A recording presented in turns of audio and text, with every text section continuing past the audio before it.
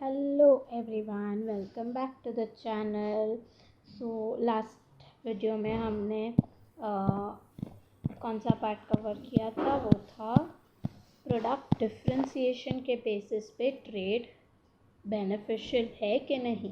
पहली बात तो ट्रेड हो सकता है कि नहीं, वो है।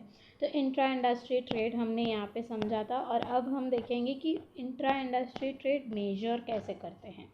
मेजरिंग इंट्रा इंडस्ट्री ट्रेड, ये जो टी वैल्यू है जो इंट्रा इंडस्ट्री ट्रेड इंडेक्स बताता है, वो एग्जैक्टली क्या बता रहा है? क्या वो ये बता रहा है कि कितना डेप्थ में इंट्रा इंडस्ट्री ट्रेड हो रहा है, या किस कमोडिटीज़ में इंट्रा इंडस्ट्री ट्रेड हो रहा है? क्या एग्जैक्टली क्या बता रहा है, क्या मेजर क्या कर रहा है, हम वो देखेंगे यहाँ पे। और उसका फॉर्मूला भी यहाँ पे आपको दिख ही रहा है, तो हम वो देखेंगे आज। इसको हम लोग ये वीडियो के ज़रिए हम लोग ये समझेंगे कि इंट्रा इंडस्ट्री ट्रेड का जो ये ग्लोबल लॉयड इंडेक्स है टी, वो क्या मेजर करता है। The level of intra industry trade can be measured by intra industry trade index which is T, which is equal to 1 minus export, ये mod में है, मोड वैल्यू क्या होता है वो भी मैं बता दूंगी, minus import upon mode in the sense modulus, export minus import upon export plus import. अब देखो, जब हम इस वैल्यू की बात कर रहे हैं एक्सपोर्ट माइनस इम्पोर्ट, तो हो सकता है एक्सपोर्ट कम हो, राइट। किसी भी कंट्री में हो सकता है एक्सपोर्ट सिर्फ 100 यूनिट्स का होता हो और इम्पोर्ट जो है वो 120 यूनिट्स करते हो, ठीक है, हो सकता है ना।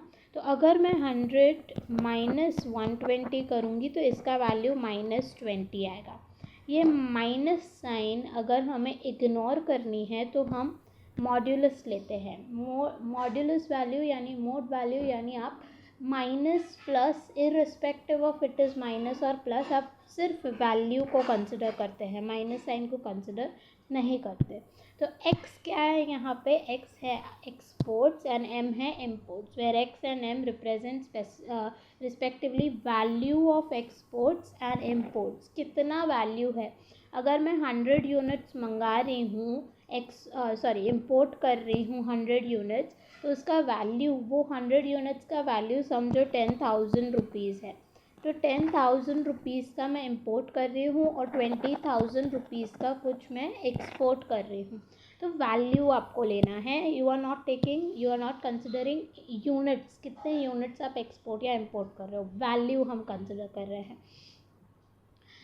Value of export and import of a particular industry or commodity group, and the vertical bars in the numerator, यानी ये जो आपको दिख रहे हैं ये of equation denote the absolute value. तो आप सिर्फ एब्सोल्यूट वैल्यू लोगे, आप माइनस साइन या प्लस साइन को इग्नोर कर दोगे, क्योंकि हो सकता है किसी कंट्री में एक्सपोर्ट कम हो, इंपोर्ट ज़्यादा हो। प्लस में तो वो चाहे कम हो चाहे ज़्यादा हो, वो पॉजिटिव वैल्यू ही देंगे।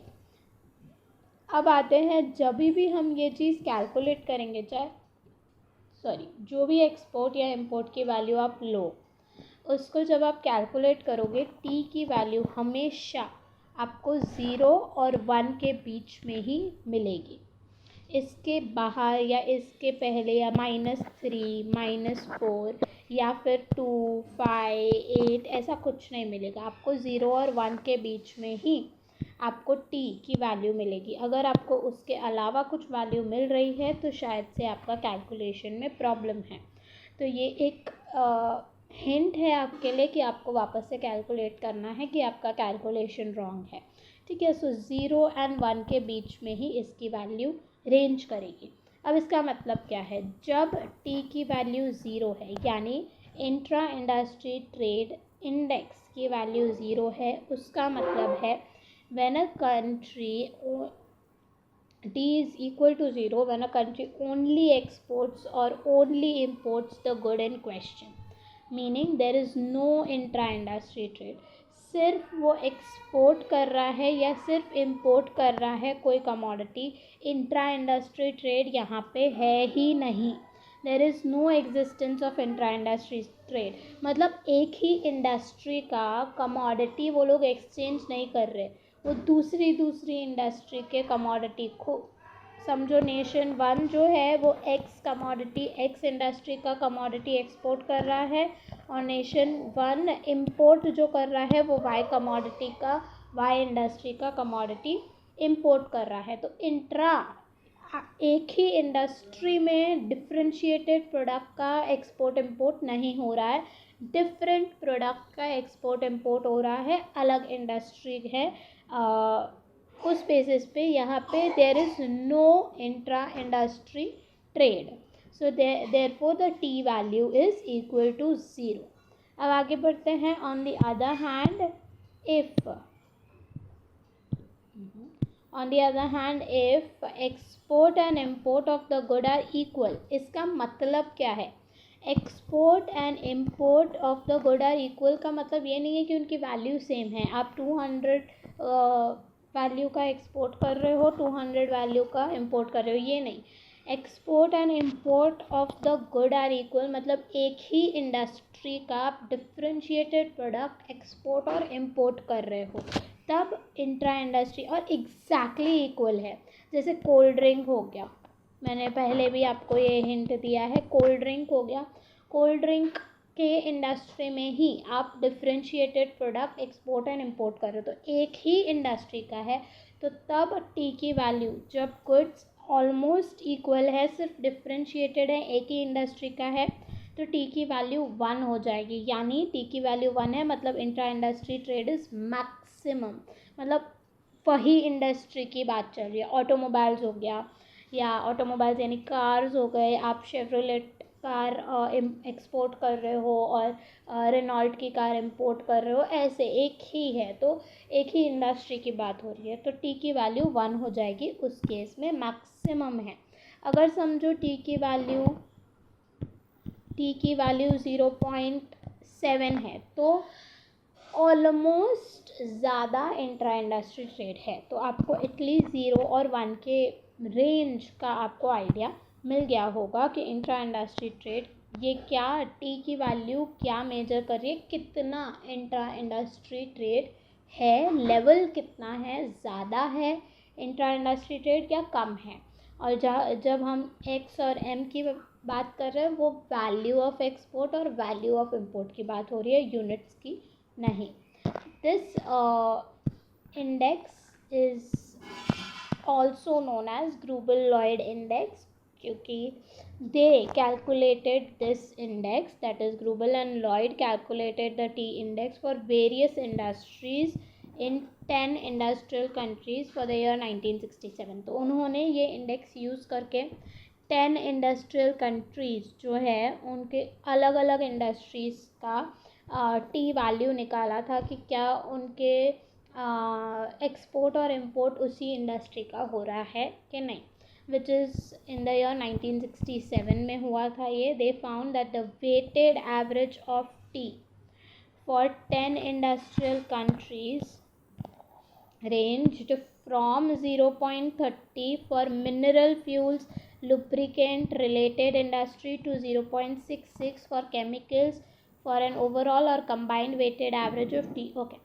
सो इसका मतलब क्या है? चलो पहले हम ये दो वैल्यूज़ को समझ लेते हैं। 0.30 मिनरल फ्यूल, लुब्रिकेंट और रिलेटेड इंडस्ट्री का 0.30 आया वैल्यू, टी वैल्यू। उन्होंने ये देखा, वेटेड एवरेज किया उन्होंने, और उन्होंने देखा कि 0.30 mineral fuel, lubricant and related industries का आया। इसका मतलब है कि ये जो इंडस्ट्रीज़ है, ये 3 के बारे में जो लिखा हुआ है, लुब्रिकेंट, मिनरल फ्यूल और उससे रिलेटेड जो भी इंडस्ट्रीज़ हैं, उनमें ज़्यादा इंट्रा इंडस्ट्री ट्रेड नहीं दिखा। इसका मतलब ये है ऑलमोस्ट 30% जितना दिखा। एंड 66 जहाँ पे है 0.66, यानी केमिकल्स एंड ओवर केमिकल्स में और दूसरे जो इंडस्ट्रीज़ हैं उनमें, ऑलमोस्ट केमिकल्स रिलेटेड जो इंडस्ट्री है उनमें ज़्यादा इंट्रा इंडस्ट्री ट्रेड दिखा। यानी कोई केमिकल्स वो इंपोर्ट कर रहे हैं, कोई केमिकल्स वो एक्सपोर्ट कर रहे हैं। इंडस्ट्री एक है केमिकल्स की, लेकिन एक्सपोर्ट इंपोर्ट केमिकल के अंदर ही इंट्रा इंडस्ट्री ट्रेड हो रहा है, तो ज़्यादा दिखा, इतना भी मैक्सिमम नहीं दिखा, 66% जितना दिखा। फॉर एन ओवरऑल और कंबाइंड वेटेड ऑफ 7 नहीं of T average of T for all industry in all 10 countries of 0.48, तो ऑलमोस्ट कंबाइंड वेटेड एवरेज 0.48 दिखा, मतलब 48% तक इंट्रा इंडस्ट्री ट्रेड हो रहा था। This means in 1967 nearly half, almost 48%, मतलब ऑलमोस्ट हाफ हो गया, ऑलमोस्ट हाफ हो गया ना 50%, तो almost half of all trade among 10 industrial countries involve exchange of differentiated products of same industry. तो अगर आप बोल रहे हो लेवल 48% है विच इज़ ऑलमोस्ट हाफ 50%, तो 50% जितना तो ट्रेड जो है वो इंट्रा इंडस्ट्री का ही हो रहा था 1967 में, यानी उसी इंडस्ट्री के डिफ्रेंशिएटेड प्रोडक्ट्स में इंपोर्ट एक्सपोर्ट हो रहा था। The value of tea has also risen over time. Obviously बढ़ेगा ही वो, वैल्यू कम नहीं होगा, क्योंकि जैसे जैसे डिफ्रेंशिएटेड प्रोडक्ट्स बढ़ते जाएंगे वैसे वैसे उनका ट्रेड भी बढ़ता जाएगा। इट वॉज 0.36 इन 59, तो 1959 में उनको पता चला 36% जो ओवरऑल ट्रेड हो रहा है उसका 36% इंट्रा इंडस्ट्री ट्रेड हो रहा है। 64 में they saw it is 0.42 and 67 में जैसे हमने कैलकुलेट किया 48%। तो आप देख सकते हो ऑलमोस्ट कितना बढ़े जा रहा है, 36 से 42% हुआ, 42 से ऑलमोस्ट 50% हो गया। तो इंट्रा इंडस्ट्री ट्रेड बढ़ता ही जा रहा है। Case study present some recent estimates of intra industry trade for leading industrial and developing countries.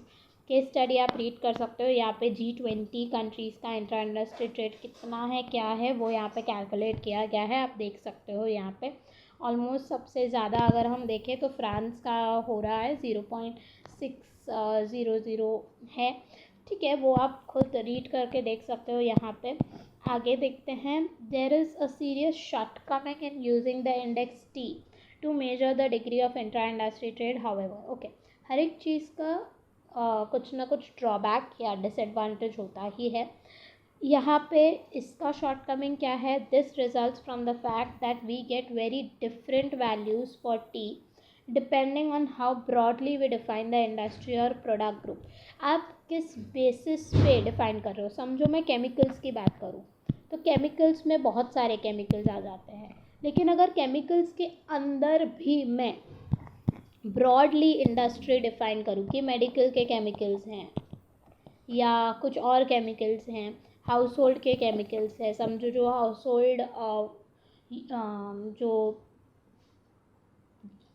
जो भी चीज़ें हम हाउस होल्ड में यूज़ करते हैं उसमें थोड़े केमिकल्स पड़ते हैं, जैसे वॉशिंग मशीन के पाउडर हो गया, वॉशिंग पाउडर हो गया, या कुछ और चीज़ें हो गई, उनमें भी अलग अलग केमिकल्स पड़ते हैं। तो हाउस होल्ड के केमिकल्स ले लिया, तो अगर मैं केमिकल्स में भी सब कैटेगरी लेके फिर उनके इंडस्ट्री देखूँ तो टी का वैल्यू चेंज हो सकता है।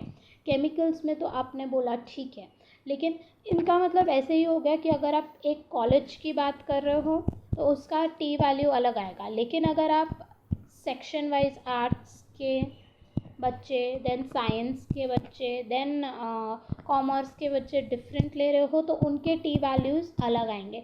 फिर उनमें भी अगर मैं कैटेगराइज कर दूँ कि FY के बच्चे उनका टी वैल्यू निकालो, SY के बच्चे उनका टी वैल्यू, TY के बच्चे उनका टी वैल्यू, ऑब्वियसली ये इससे रिलेटेड नहीं है, but just to explain you कि अगर मैं सब कैटेगरी का टी वैल्यू निकालूंगी तो वो किस बेसिस पे हम कैटेगराइज कर रहे हैं, किस इंडस्ट्री, यानी हम किस चीज़ को बोल रहे हैं, क्या हम इंडस्ट्री कॉलेज को बोल रहे हैं तो उसका टी वैल्यू अलग होगा, क्या हम इंडस्ट्री आर्ट्स साइंस कॉमर्स को बोल रहे हैं तो उसका वैल्यू अलग होगा, क्या हम industry FY SY TY arts वालों को बोल रहे हैं तो उसका इंडस्ट्री अलग होगा, तो उसका टी वैल्यू भी अलग आएगा। तो ये सिर्फ आपको एक्सप्लेन करने के लिए मैंने ये लिया है, ऑब्वियसली टी इससे रिलेटेड नहीं है। Depending on how broadly we define the industry or product group. Specifically the more broadly we define an industry the greater will be the T value. अगर आप क्लास पूरे कॉलेज की बात कर रहे हैं तो टी वैल्यू हायर होगा। स्पेसिफिक इंडस्ट्री की बात करोगे, उसके अंदर सब कैटेगरी इंडस्ट्री की बात करोगे तो उसका टी वैल्यू ऑलमोस्ट लो होगा, क्योंकि अब आपने कैटेगराइजेशन कर दिया है, सब ग्रुप में कर दिया, तो कम होता जाएगा वो। The reason for this is that more broadly an industry is defined, the more likely is that a country will export some variety of differentiated product and import others. जितना आप ब्रॉडर सेंस में करोगे उतना आप ज़्यादा चीज़ों को cover कर पाओगे। Thus the T index must be used with caution. It can nevertheless be very useful in measuring differences in intra-industry trade in different industry and changes in the intra-industry trade for the same industry over time. तो आप इसको use कर, लेकिन आपको ध्यान दे के use करना है कि आप इंडस्ट्री किसको बोल रहे हो, किस चीज़ को इंडस्ट्री बोल रहे हो। अगर आप बोल रहे हो कि केमिकल इंडस्ट्री में ले रही हूँ एंड उसका टी वैल्यू ज़्यादा आया है, समझो टी वैल्यू उसका ऑलमोस्ट 0.87 आया है, ठीक है, 87% केमिकल्स में इंट्रा इंडस्ट्री ट्रेड हो रहा है, लेकिन जो मेडिसिनल केमिकल्स हैं, मेडिसिनल केमिकल्स में इतना इंट्रा इंडस्ट्री ट्रेड नहीं है। तो आपको बहुत ब्रॉडली अच्छे से डिफाइन करना है कि आप किस चीज़ को इंडस्ट्री बोल रहे हो।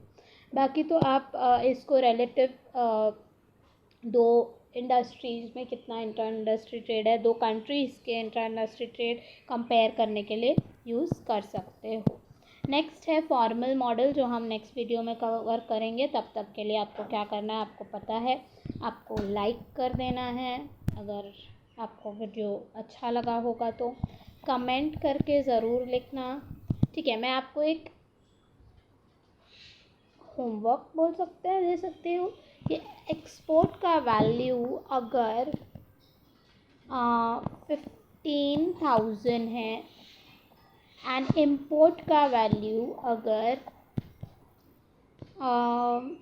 12,500 है, तो आप मुझे कैलकुलेट करके बताइएगा कि इंट्रा इंडस्ट्री ट्रेड कितना होगा, लेवल कितना होगा इंट्रा इंडस्ट्री ट्रेड को। और सिर्फ आपको वैल्यू कैलकुलेट नहीं करनी है, आपको उसको इंटरप्रेट करके भी कमेंट्स में ये चीज़ लिख के बतानी है। एक्सपोर्ट की वैल्यू 15,000 है, इंपोर्ट की वैल्यू 12,500 है।